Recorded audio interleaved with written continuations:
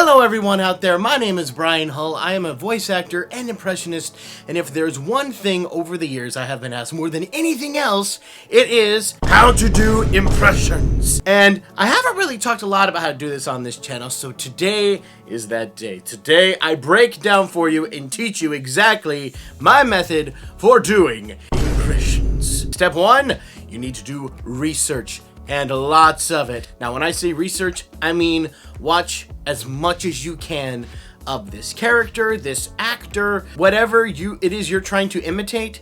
Listen to it relentlessly. If you're doing a cartoon character that is pretty old and has a lot of different voice actors, listen to every voice actor's iteration.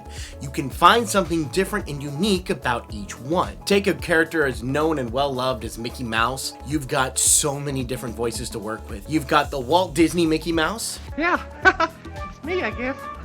To the Jimmy McDonald Mickey Mouse. Okay, Poodle, let's get our drink. To the Wayne Allwayne Mickey Mouse. Well, I guess I'd like to spend more time with Minnie. To Brett Iwan's Mickey Mouse. That one sure gave me a workout. To Chris Diamantopoulos'. Do I? I wouldn't visit for the world! Now, all of them are pretty similar, but they all have their unique differences too.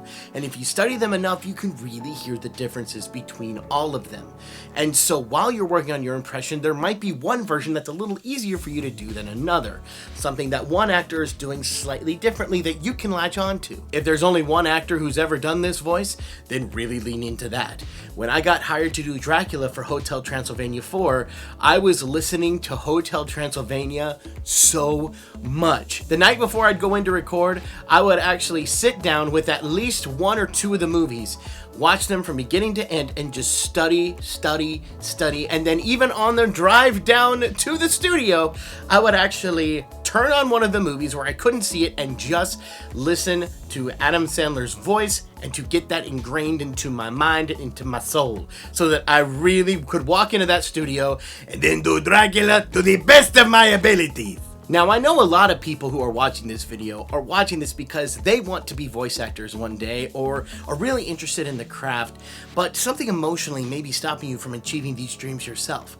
And for that, I'm happy to share with you guys the sponsor of today's video, BetterHelp. And thank you, BetterHelp, for sponsoring this video. BetterHelp's mission is to make therapy more accessible and affordable. Finding a therapist can be really hard, especially if you're in an area where resources are very limited. BetterHelp makes finding your therapist so much easier because everything is online, it's remote, and they work with you to find the best therapist possible for your exact needs. BetterHelp can match you with a professional in as little as a few days.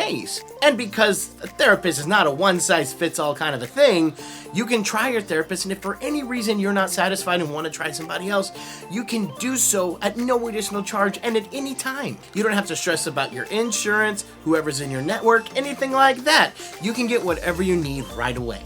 And this is for whether you suffer with clinical conditions like anxiety or depression, or if you're just a human being, because being a human being is hard. Let's be real here, people. So if you're interested, head down to the description of this video and click the link betterhelp.com/Brian Hull.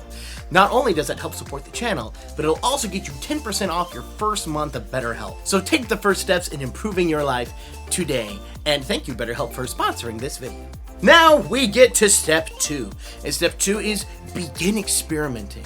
At this time, you now have a pretty good understanding of what the voice sounds like. This is when you get to start playing around with the voice, and it's my favorite part, to be totally honest. At this point, the voice is still kind of nebulous. You're not sure exactly how to replicate that sound. And during this time experimenting, it may even make sense to look up how your voice actually works. You'll find out that the reason we can speak the way that we do is that we have vocal folds that reverberate against each other. That creates a sound, and then as it goes up our throats, we manipulate it already by putting our tongue in a certain place in our mouth, having our lips at a certain place, opening them. Our mouths have to be a certain amount open, and then that's how we create the sounds of language, is we're manipulating the sound that's coming out of our throat. What happens when you throw your voice to the back of the throat and you open it up really big? What does that make it sound like? What if you block your nasal passages and just begin to talk? What does that sound like? What if you hold your cheek as you begin to talk? That adds a whole new element to the voice. Or if you ever saw that TikTok trend going around where people would take a paper towel roll and like roar into it and it would sound more like a lion. Well, that's because they're imitating a bigger resonating chamber. You can do that too. Frank Welker even used this little trick on The Lion King to get some lion roars. It's pretty impressive. Everybody thinks, oh, I don't know how to instinctively change my voice a million different ways, so I can't do this. Well, let you in a little secret. Come here. When I started, I didn't know how to do it either. But through all of this time, I have to stress it. Take care of your voice. I can make a million videos just on vocal health. Your vocal folds are only like that big. They're little. And if you mess them up, it's next to impossible to fix them. Think about doing impressions in voiceover as akin to doing athletic sports. You can work yourself out for a while, but if your voice gets tired, you need to give it a break. And you need to drink water. Stay hydrated. And a general rule of thumb, if you're doing an impression and it hurts your voice, you're doing it wrong. Do not hurt yourself. This is not something you have limitless use of. You can hurt it, and you can damage it, so be careful. Now, step 3 is solidifying the sound. So at this point, you probably have a really good understanding of the base of whatever voice you're doing. Now you really need to smooth out the edges and make this voice something special that would just pop. Some characters need a lot of refining because they're very similar to other characters. Here's an example I love to tell people. Jar Jar Binks, Gollum, Stitch, and Gurgi from the Black Cauldron. Yes, I know it's a little bit of a deep cut, but work with me here. These 4 are literally the same voice with slight modifications. Start with Stitch. Stitch is in the front of the mouth, very forward, right at the front of the teeth, and very small mouth. Then for Jar Jar Binks, it goes further into the back of the throat, not at the front, and the back. And then we'll throw gravel in there, and it's Gollum. Then we'll throw it even further, and we'll take out the gravel, and it's Gurgi. I tell you stuff, I have been stuck on the 3rd level with so many characters. When I was learning how to do Winnie the Pooh, I was stuck here forever. There's such a fine line with Winnie the Pooh between sounding like an adorable teddy bear and a terrifying old man. Oh, hello there. Do you happen to have a pot of honey? Oh, hello there.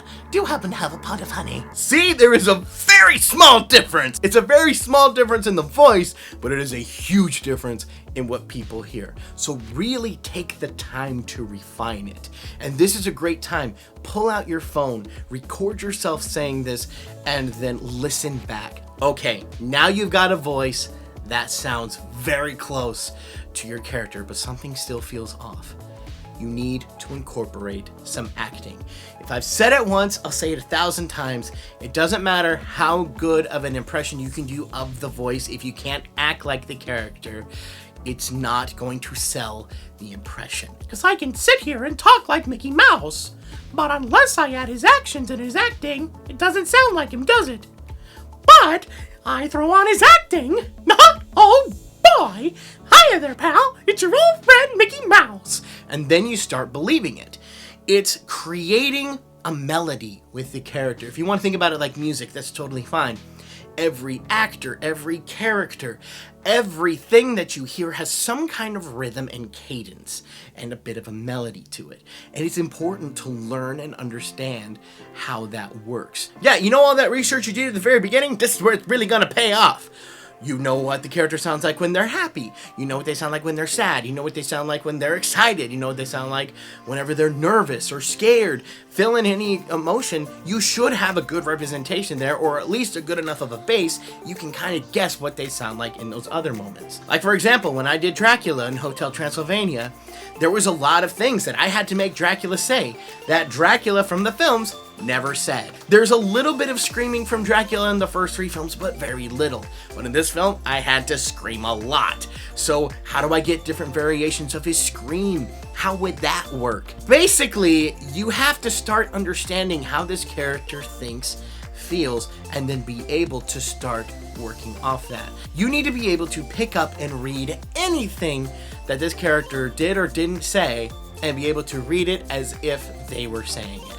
Now, once you have done all the acting and you really start nailing this down, we get to step 5, committing to muscle memory. This is where things get really tricky, because the entire thing with learning an impression is like, you can do it great in this moment, but then you go to sleep and you wake up the next day and you forget exactly what you were doing, which sounds like, oh, I'm not gonna do that. Let me tell you something, you are.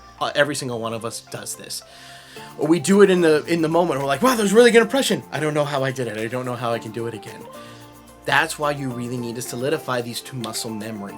So then it's more than just, hey, I did this really cool once, to now I can bring it out whenever I need to.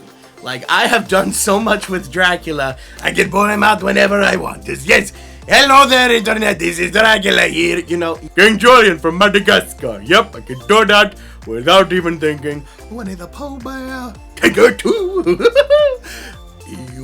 You know, you can pull it out without even thinking. I know that this was kind of a lot to take in. I know there was some things that you're like, you kind of want a little more explaining in. Let me know in the comments. I'm going to do my best to respond to as many of them as I can.